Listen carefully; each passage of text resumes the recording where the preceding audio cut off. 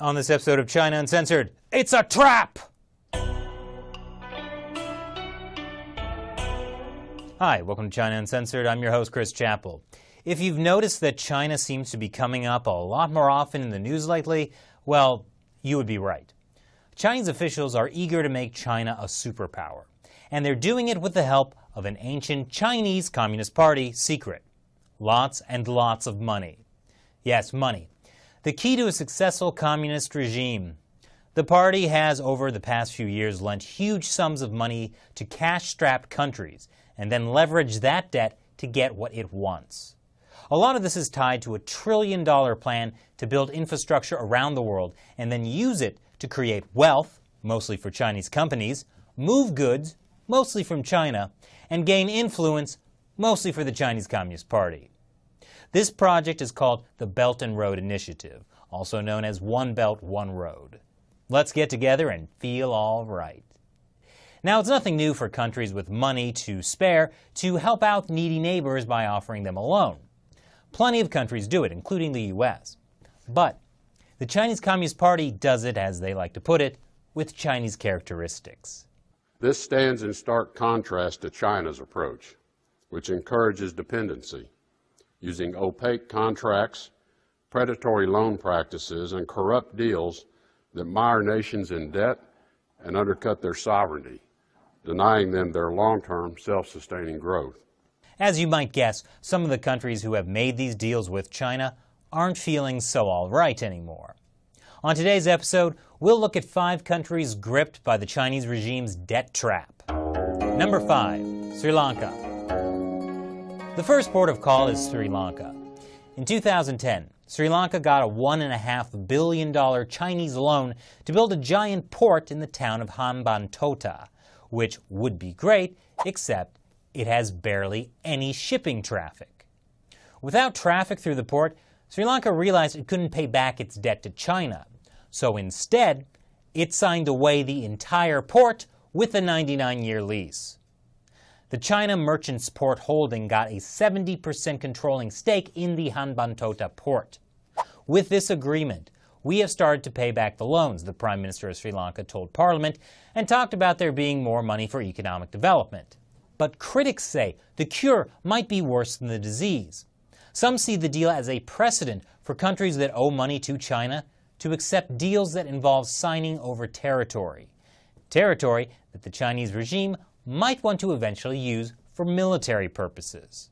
There is concern that the Chinese will transform its 99-year lease of the Sri Lankan port of Hambantota into another naval base, the exact debt trap method the Chinese used in Djibouti. And a Chinese naval base in Hambantota would be uncomfortably close to India, which might be one reason India might be considering a deal with Sri Lanka to run what's been called the emptiest airport in the world. Sure, there may not be much air traffic. In fact, there is currently no air traffic at all, but it is pretty close to the now Chinese port.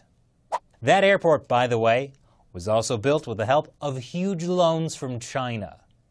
Speaking of uncomfortably close to India, number 4, Pakistan. With an overall lending pipeline of over $40 billion for the China-Pakistan Economic Corridor, or CPEC, which is a big part of the Belt and Road, Pakistan already owes China more than $6 billion. That kind of debt gives China some leverage. First, China took control of the strategic deep-sea port of Gwadar, and will get to call the shots for 40 years thanks to a lease. And now, the Chinese military is building a joint naval and air force base for Chinese troops, and it's just a short distance up from the coast of Gwadar. According to this report, Pakistan not only owes a ton of money to China, but it's paying high interest rates on those loans as well, with some loans as high as 5%. In other cases, Chinese investors were promised crazy high returns on these infrastructure projects, like 34% each year guaranteed by Pakistan's government for 30 years. But there are signs that Pakistan isn't all that comfortable being so heavily indebted to China. Back in November, Pakistan announced it would not seek Chinese funding for a new large-scale development.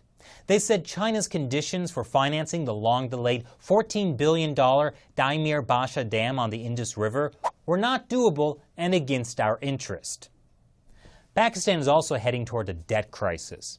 That means they might have to get bailed out by the International Monetary Fund, which would not only be embarrassing for Pakistan and China, but also would probably limit future Chinese investment. Plus, after a recent election, it's not clear how the new prime minister is going to treat these ongoing deals with China. Has Pakistan learned its lesson after being forced to let China open a military base on its soil? Who knows? But certainly, it's not enough of a lesson to stop. Number 3. Montenegro.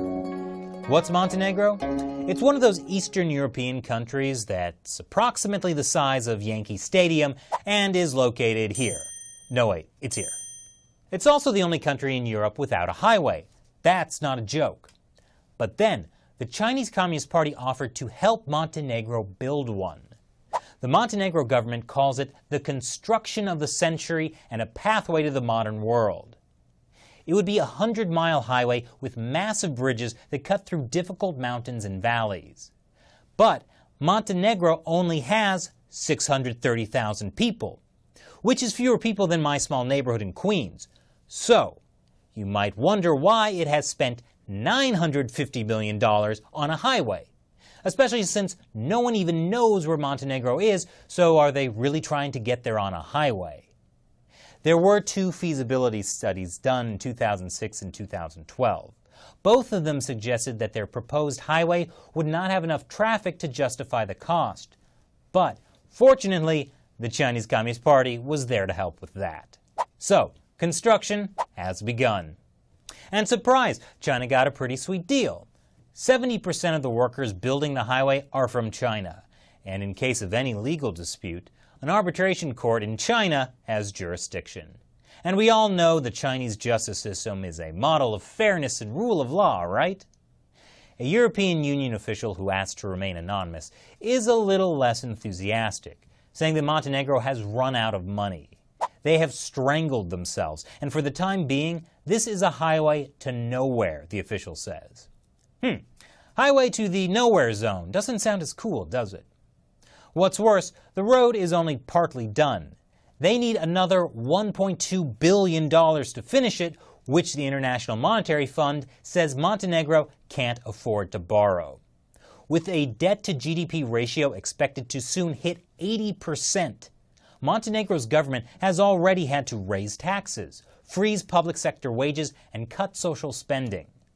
But Montenegro's prime minister has vowed to finish the highway at any cost and promises to deepen cooperation with China in other areas, including hydropower and tourism. And that's exactly the kind of commitment Chinese officials want. Number 2, the Maldives. The Maldives, a tropical paradise located in... Okay, I had to look this one up too. It's here, in the Indian Ocean. Gorgeous weather, secluded beaches, and what's this? The Chinese-Maldives Friendship Bridge? It's a $225 million bridge that's funded mainly through a grant and loan from, you guessed it, China. The loan is the tough part.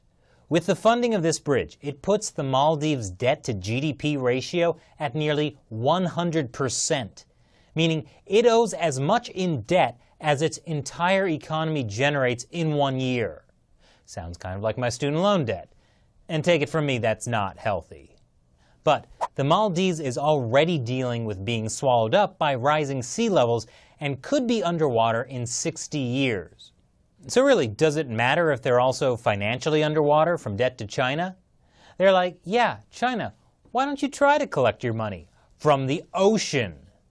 Well, the problem, of course, is that before the Maldives becomes the next Atlantis, the Chinese Communist Party could still force them to, say, give up land for a Chinese military base, which would just so happen to be in an excellent strategic location near India. But don't worry, the Chinese ambassador said in a recent speech that Chinese investment in the Maldives are totally normal, and that the allegations of land grabbing and debt trap are totally groundless. Not that anyone asked, but it's better to get ahead of these things, sometimes. Number 1, Djibouti. If you don't know where Djibouti is, you've got a problem. Because I've talked about it so many times on China Uncensored. The African country of Djibouti is home to China's first, but definitely not last, overseas military base. Also, it's just a few miles down the road from an American military base, giving rise to a shocking incident where Chinese personnel allegedly pointed lasers at U.S. pilots. Well, the joke's on them, because the U.S. military has already stopped using cats as pilots. But childish laser games are the least of America's worries. The Washington Post recently asked, can the Trump administration stop China from taking over a key African port? Why would it want to? Well, ever since the government of Djibouti seized control of the Darala container terminal from a Dubai-based company in February, there have been reports that it plans to strike a deal with a Chinese state-controlled firm to run the facility. And it just so happens that the port is the main access point for American, French, Italian, and Japanese bases in Djibouti and is critical to launching anti-terrorism missions in parts of Africa and the Middle East. The U.S. military is now warning that if a Chinese state-run company gains control of the port, U.S. national security interests will be put at risk. Meanwhile, officials warn that Djibouti has been growing closer to and is increasingly indebted to the Chinese government. If only someone could shine a light on this problem, some kind of bright, single-color beam of light. So what do you think about the debt trap some countries have fallen into with China? Leave your comments below. And before you go, it's time to answer a question from a fan who supports China Uncensored on the crowdfunding website Patreon. David Michael White asks, Chris, which flavor of tea would you highly recommend for others to taste? This is probably the most important question I've ever answered on the show. I take tea very seriously. Years before I started China Uncensored, I worked at a Chinese tea house, so I know a thing or two. First of all, if you ever see some kind of blended tea like strawberry samurai green tea matcha latte, run the other way. Get some high-quality loose-leaf tea and learn how to brew it. Boiling water and green tea do not mix. Start with some cheaper teas to develop your palate and gradually work your way up to more expensive teas. My favorite type is Phoenix Oolong teas, and my personal favorite Phoenix Oolong tea is one called Xiang, which means the fragrance of duck poop, to use the more polite translation. The story goes, the tea got that name because it was so good, locals didn't want to share it with outsiders, so they gave it a less than appealing name. And that's the lesson. Jealously hoard your tea. Tea's no joke. Thanks for the question. And remember, China Uncensored is supported by viewers like you. So I'd like to ask you, if you can, please support the show on the crowdfunding website Patreon with $1 or more per episode. Link is below. As a way of saying thanks, you can submit questions you have for me and I'll answer them at the end of each episode. Thanks for watching this episode of China Uncensored. Once again, I'm your host, Chris Chappell. See you next time. Have you been watching China Uncensored religiously for years because it's the best and greatest source for China-related infotainment? Of course you have. So support us where it counts. Contribute $1 or more per episode by clicking this orange button. We have a crowdfunding website called Patreon, where you can get cool rewards. Click now.